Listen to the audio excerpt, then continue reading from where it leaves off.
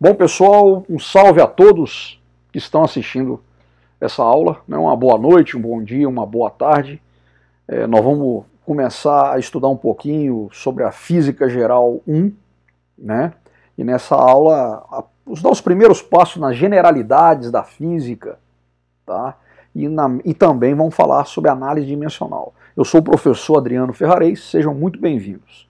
Tá? Começar essa aula aqui com um pensamento do momento, né, de um filósofo estadunidense chamado Emerson, que diz o seguinte, que a crença em si mesmo é o primeiro segredo do sucesso. Tá? Então, gente, vamos acreditar, né, na nossa capacidade enquanto indivíduos, enquanto coletivo, né, para enfrentar os grandes desafios. Tá bom? Né? Isso aí é uma coisa importante. Tá bom? Se a gente não acreditar em nós mesmos, quem é que virá? Tá bom? Então, uma saudação a todos, vamos que vamos começar o nosso trabalho, a nossa caminhada. Muito bem. Bom, começando aqui numa conjuntura mais geral, a física ela tem por objetivo observar, descrever e entender a regularidade dos fenômenos naturais, encontrando as leis gerais por trás dessas regularidades. A natureza ela é cheia de leis, né? Existem leis na natureza. E a física ela busca justamente o que? Entender essas leis da natureza, a regularidade que há na natureza. Isso é uma coisa genial, é um grande desafio, né? E aí o que acontece, né? A física ela tomou um formato mais científico, né? Com uma contribuição enorme, né, de um grande cientista chamado Galileu Galilei, que nasceu na cidade de Pisa, na Itália, que no século XVI ele, na verdade, ele inventou, né, e formatou o método científico, tá? Porque até então a ciência era feita por meio de suposições. Antes de Galileu tivemos grandes cientistas, né? Os gregos, Aristóteles, Aristarco, né? Arquimedes, né? Tivemos outras contribuições também de Ptolomeu, de Copérnico, de Johannes Kepler, né? Mas foi justamente o que? Com Galileu Galilei que a ciência ela teve um formato, vamos dizer, ela foi formalizada, foi formatada, né, considerando-se o método científico. Certo? Muito bem. Em que consiste esse método científico? Né? Ele é baseado aqui na observação e na experimentação, ou seja, isso faz com que seja possível reproduzir qualquer experimento, né? E você tem a questão dos testes como sendo uma coisa fundamental para que você possa formular as leis da natureza.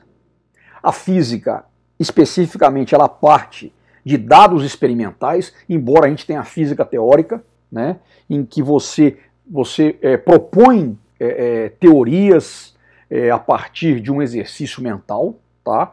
Mas nós aqui vamos estar trabalhando mais com a questão experimental, né? E de acordo com a experiência, que é o juiz supremo da validade de qualquer teoria, né? Então, quando você tem essas bases experimentais, você não abre brecha para quê? Para autoridade, nem para hierarquia ou para quaisquer iluminações divinas, tá certo? Então, com base na experiência, você tem o quê? Uma coisa tangível, real. A abstração e indução, elas são importantes para quê? No sentido de simplificar, para se entender e construir modelos. E você tem aí, né, nessa caminhada, a elaboração ao final, né, de uma experimentação e a partir dessa modelagem você elabora as leis e as teorias, né, que vão estar aí prevendo os acontecimentos, né. Existe a regularidade e você consegue prever, né, o que vai acontecer num determinado sistema. Tá? E a ciência, o método científico, isso é muito importante, ela é a arma mais poderosa contra as pseudociências, o charlatanismo e a enganação. Tá? Então aqui é muito importante esse uso do método científico, né?